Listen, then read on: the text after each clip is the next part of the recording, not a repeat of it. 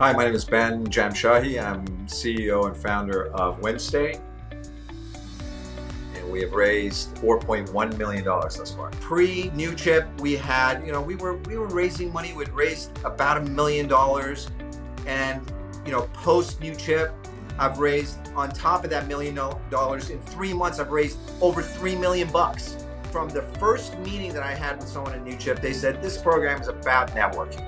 The one thing that is, really emphasized in the Newchip program, which is, you've got to, first of all, you got to want this.